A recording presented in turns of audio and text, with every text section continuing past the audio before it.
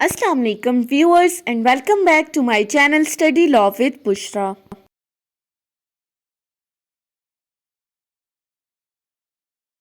So in today's video we are going to discuss the topic of declaratory decrees. But before starting the discussion, I request you all to please subscribe to my channel and don't forget to press the bell icon for latest updates. Do share this video with your friends and don't forget to comment your feedback. So let's move towards the discussion. Declaratory decrees is explained under Chapter 6 of Specific Relief Act 1877 and the relevant section that deals with this topic are Section 42 and 43. अब ये declaratory decrease क्या हैं और ये कब पास की जाती हैं कि जब आप कोर्ट के अंदर कोई सूट फाइल करते हो डिक्लेरेशन का, जिसको हम उर्दू में कहते हैं दावा इस्तकरारिया। अब ये सूट फॉर डिक्लेरेशन आप क्यों फाइल करते हो कि जब आपको कोर्ट से कोई चीज़ डिक्लेयर करवानी होती है। अब क्या डिक्लेयर करवाना है कि आपका कोई लीगल राइट है जो कि लॉ ने आपको दिया है और उस लीगल राइट को कोई दूसरा बंदा डिनाई कर रहा है, कोई उस राइट को इन्फ्रिंज कर रहा है, उससे मानने से इनकार कर रहा है, तो आप कोर्ट में जाकर सूट फॉर डिक्लेरेशन फाइल करते हो और कोर्ट से ये कहते हो कि वो ये चीज़ डिक्लेयर करे कि ये राइट आपका है, आपको लॉ की तरफ से दिया गया है और बाकी सारे लोग जो हैं वो आपके इस राइट को माने, आपके इस राइट को एक्सेप्ट करें। अब अगर आप अपनी सिविल प्रैक्टिस में देख लें तो सिविल प्रैक्टिस में मोस्टली जो हमारे सूट्स फाइल होते हैं वो सूट फॉर डिक्लेरेशन होते हैं, दावा इस्तकरारिया फाइल किया जाता है। आज का जो हमारा ये लेक्चर है वो बहुत ही ज़्यादा इंपॉर्टेंट है, लिहाजा आपने इस वीडियो को बहुत ही ज़्यादा अटेंटिवली सुनना है। अब इस डिक्लेरेटरी डिक्रीज को हम सेक्शंस के साथ देखते हैं कि सेक्शंस में क्या कहा गया है। So starting from section 42 that deals with the title discretion of court as to declaration of any status or right। अब इस सेक्शन के अगर आप टाइटल को देखें तो इस टाइटल में एक वर्ड यूज हुआ है discretion of the court. That means कि कोर्ट ये जो डिक्लेरेटरी डिक्रीज पास करती है, this is the discretionary relief of the court, means to say कि कोर्ट की डिस्क्रिशन पे डिपेंड करता है कि वो चाहे तो किसी भी केस के अंदर आपके फेवर में डिक्री पास कर दे, चाहे तो वो आपके फेवर में डिक्री पास ना करे। मीन्स टू से कि ये कंपल्सरी नहीं है कि प्लेंटिफ कोर्ट के अंदर कोई सूट फॉर डिक्लेरेशन पास करता है और कोर्ट उसी के फेवर में डिक्री ग्रांट कर दे। कोर्ट ने केसेस की नोयत को देखते हुए, उसके फैक्ट्स को देखते हुए फिर आपको रिलीफ ग्रांट करना है, अगर तो आपका राइट बनता है तो। अब सेक्शन के डायरेक्ट लैंग्वेज पे आ जाएं तो सेक्शन क्या कहता है, एनी पर्सन, कोई भी बंदा। अब कौन सा बंदा, entitled to any legal character और टू एनी राइट। अब कोई भी ऐसा बंदा जिसका कोई लीगल राइट बन रहा है, जिसका कोई लीगल स्टेटस बन रहा है, जिसका कोई राइट इन्वॉल्व है जो लॉ की तरफ से इसको दिया गया है। अब यहाँ पर जो वर्ड लीगल कैरेक्टर यूज हुआ है, इससे क्या मुराद है कि फॉर एग्जाम्पल जहाँ पर आप सूट फाइल करते हो अपने किसी लीगल हेयर से रिलेटेड, जहाँ पर आपकी लेजिटिमेसी क्वेश्चनेबल हो जाती है, जहाँ पर आप अपनी डेट ऑफ बर्थ से मुतालिक कुछ डिक्लेयर करवाना चाहते हो, इसी तरह या फिर डेट ऑफ बर्थ के अलावा अगर आप देखें तो आप अपने नाम से मुतालिक कोई अपना नाम डिक्लेयर करवाना चाहते हो जिसको बाकी लोग मानने से इनकार कर रहे हैं। मीन्स टू से कि ऐसा कोई भी राइट जो आपको लॉ की तरफ से दिया गया है और दूसरे तमाम लोग इसको डिनाई कर रहे हैं, तो फिर आप सूट फाइल कर सकते हो। अब पहली बात इस सेक्शन के अंदर लीगल कैरेक्टर से मुतालिक है कि अगर कोई बंदा आपके ऐसे लीगल राइट को जो है वो डिनाई कर रहा है, उसको मानने से इनकार कर रहा है, तो फिर आपने सूट फाइल करना है। सेकेंड चीज, और to any right as to any property, या तो आपका प्रॉपर्टी से रिलेटेड कोई राइट है। अब यहाँ पर जनरली प्रॉपर्टी का वर्ड यूज हुआ है, सो दैट मीन्स कि इसमें मूवेबल प्रॉपर्टी भी इंक्लूडेड है और इमूवेबल प्रॉपर्टी भी इंक्लूडेड है।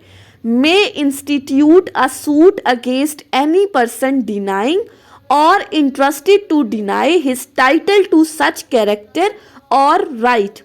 सो ऐसा बंदा जो आपके इस राइट को या इस कैरेक्टर को डिनाई कर रहा है, या वो बंदा इंटरेस्टेड टू डिनाई है। इंटरेस्टेड टू डिनाई से क्या मुराद है कि अभी तक उसने डिनाई नहीं किया लेकिन इन फ्यूचर वो ख्वाहिशमंद है, वो इरादा रखता है वो आपके इस कैरेक्टर को डिनाई करने के लिए। सो ऐसी सिचुएशन में ये बंदा सूट फाइल कर सकता है उन तमाम लोगों के अगेंस्ट जो इसके लीगल राइट को डिनाई कर रहे हैं, उसको मानने से इनकार कर रहे हैं।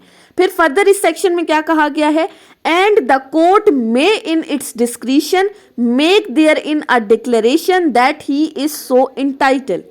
सो कोर्ट में यहां पर क्या करेगी, वो अपनी डिस्क्रिशनरी पावर्स को यूज करते हुए कोई डिक्लेरेटरी डिक्री पास करेगी कि हाँ ये बंदा इंटाइटल्ड है, इसका लीगल कैरेक्टर बनता है। और जो हर केस के अपने फैक्ट्स हैं, सो उन फैक्ट्स को देखते हुए अगर कोर्ट को लगेगा कि इस बंदे के फेवर में डिक्री पास करनी चाहिए तो फिर कोर्ट डिक्री पास करेगी। सो अभी तक हमने क्या पढ़ा कि कोई भी ऐसा बंदा जिसका कोई लीगल कैरेक्टर है या उसका प्रॉपर्टी के ऊपर कोई राइट बनता है और बाकी तमाम लोग उसके इस राइट को मानने से इनकार कर रहे हैं या वो मानने के इनकार करने के ख्वाहिशमंद हैं, इन फ्यूचर वो डिनाई करना चाहते हैं, तो फिर वो बंदा सूट फाइल कर सकता है। और कोर्ट अपनी डिस्क्रिशनरी पावर्स को यूज करते हुए अगर उसको लगेगा कि इस बंदे के फेवर में डिक्री पास करनी चाहिए, ये बंदा इंटाइटल्ड है, तो फिर वो डिक्री पास कर देगी। फिर फर्दर इस सेक्शन में एक और बात लिखी गई है, and the plaintiff need not in such suit ask for any further relief. और फिर ये कहा गया है कि जो प्लेंटिफ है, प्लेंटिफ के लिए ये नहीं है कि अगर वो सूट फॉर डिक्लेरेशन फाइल कर रहा है तो उसके साथ वो कोई और रिलीफ भी क्लेम करे। मतलब कि अगर उसने डिक्लेरेशन का सूट फाइल किया है तो फिर सिर्फ और सिर्फ उसने कोर्ट से अपना राइट डिक्लेयर करवाना है, इसके अलावा वो कोर्ट से किसी भी तरह का कोई भी और रिलीफ नहीं क्लेम कर सकता। सो ये का पहला पार्ट था। उसके बाद आ जाते हैं दूसरे पार्ट के ऊपर। दूसरे पार्ट में एक प्रोवाइजो अटैच की गई है और वो प्रोवाइजो क्या कहती है, that no court shall make any such declaration where the plaintiff being able to seek further relief than a mere declaration of title omits to do so।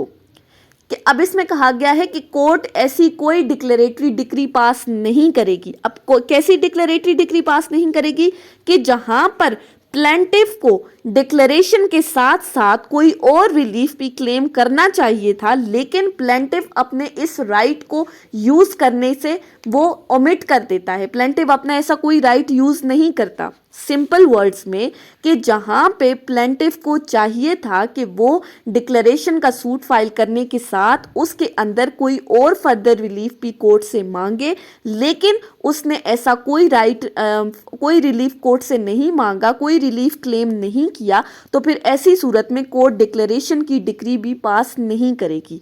अब फॉर एग्जाम्पल एक बंदा है और वो किसी लैंड का ऑनर है। अब वो कोर्ट से अपनी वो ऑनरशिप डिक्लेयर करवाना चाहता है। ये आ गया, उसने सूट फॉर डिक्लेरेशन फाइल कर दिया, लेकिन अब उसे इसके साथ साथ उस प्लॉट का या उस लैंड का, उस प्रॉपर्टी का पोजेशन भी क्लेम करना चाहिए था, लेकिन उसने वो पोजेशन कोर्ट से क्लेम नहीं किया। तो अब ये प्रोवाइजो कहती है कि जहां पर उसका दूसरा रिलीफ बनता था, उसको क्लेम करना चाहिए था, लेकिन उसने नहीं किया, तो फिर कोर्ट उसकी ऑनरशिप की डिक्लेरेशन भी नहीं ग्रांट करेगी, उसको ये डिक्री भी नहीं देगी।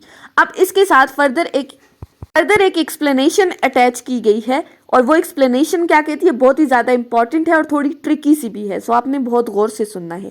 अ trustee of property is a person interested to deny. Trustee of the property कौन है, जिसको ट्रस्ट करके कोई प्रॉपर्टी दे दी गई है, वो उस प्रॉपर्टी का ट्रस्टी बन गया।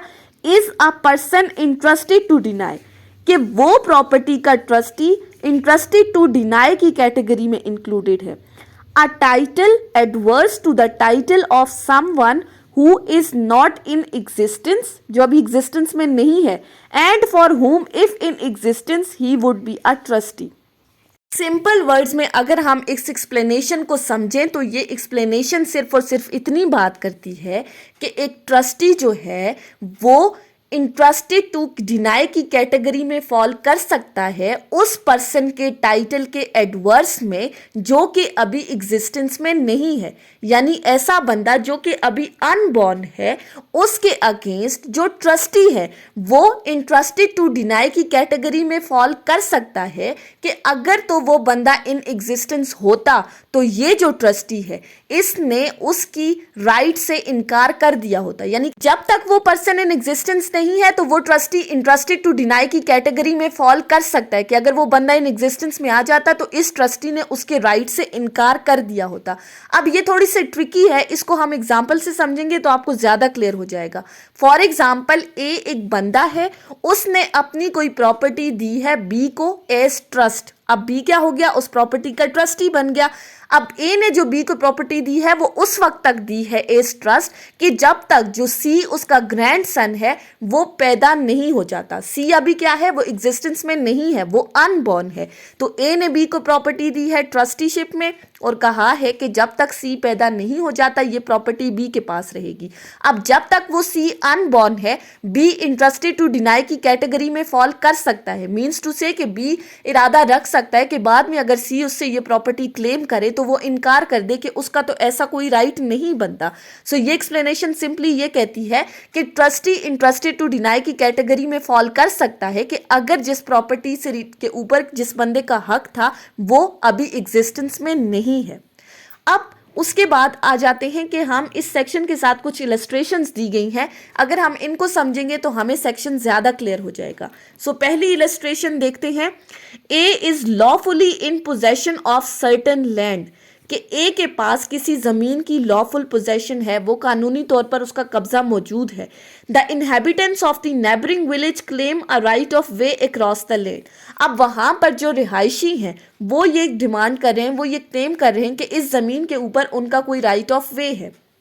A may sue for declaration that they are not entitled to the right so claim। अब यहाँ पर A suit for declaration file कर सकता है और कोर्ट से ये डिक्लेयर करवा सकता है कि इस जमीन पर उसकी ऑनरशिप है और इन बंदों का इस जमीन के ऊपर किसी भी तरह का कोई भी राइट नहीं बनता।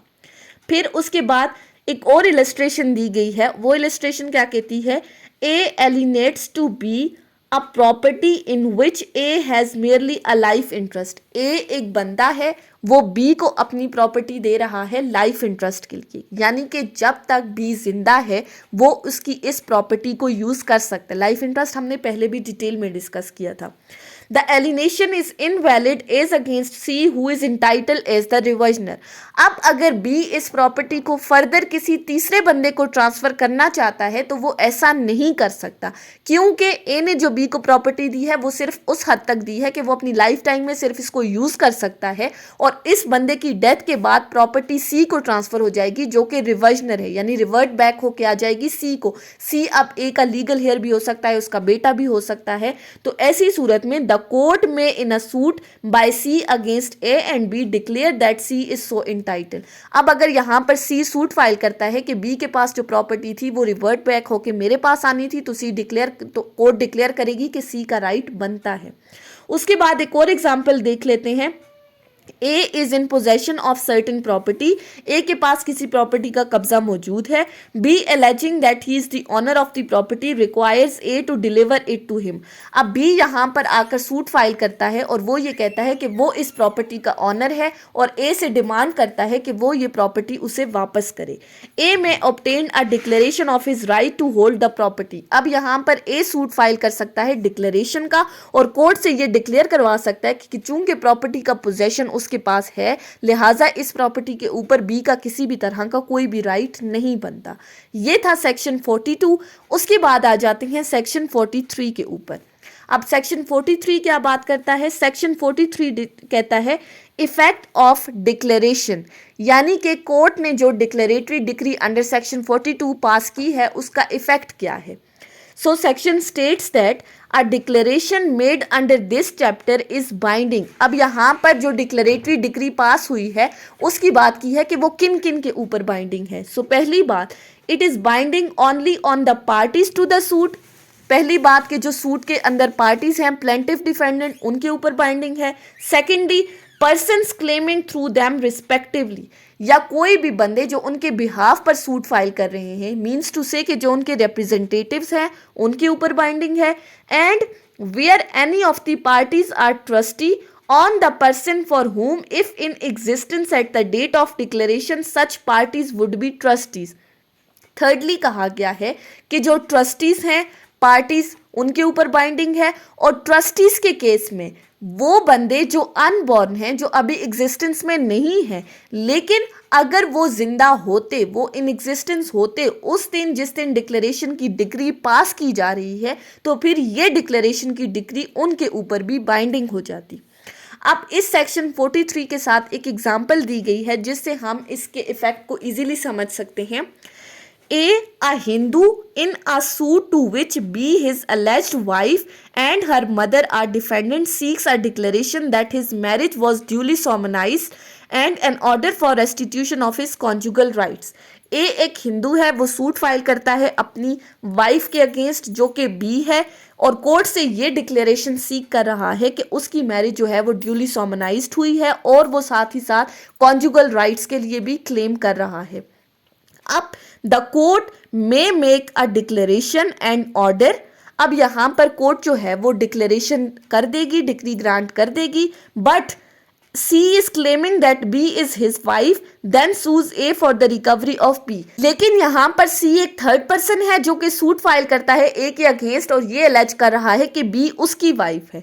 The declaration made in farmer suit is not binding upon C।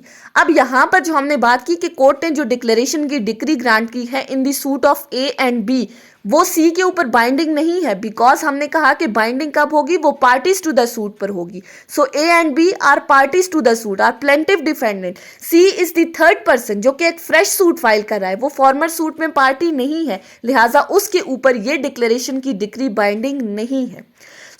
ये थी हमारी आज की डिस्कशन डिक्लेरेटरी डिग्री सेक्शन 42 और 43 के ऊपर, जिसमें हमने पढ़ा कि डिक्लेरेशन कब की जाती है, डिक्लेरेटरी डिग्रीज कब ग्रांट होती हैं, इसके लिए आप सूट कौन सा फाइल कर सकते हो, कैसे फाइल कर सकते हो, किन राइट्स के अगेंस्ट आप सूट फाइल कर सकते हो। फिर हमने बताया कि ये जो डिक्लेरेटरी डिग्री कोर्ट आपके फेवर में ग्रांट करती है, इसका इफेक्ट क्या है। So that was all about today's discussion. So I hope कि आपको ये लेक्चर समझ में आया होगा। अगर आपने इस वीडियो को अटेंटिवली सुना है तो अगर आपको ये वीडियो अच्छी लगी है तो इस वीडियो को लाइक करें, कमेंट करें और चैनल को जरूर सब्सक्राइब करें। And most importantly don't forget to comment your feedback in the comments. Thank you so much for watching this video. Till then, अल्लाह हाफिज।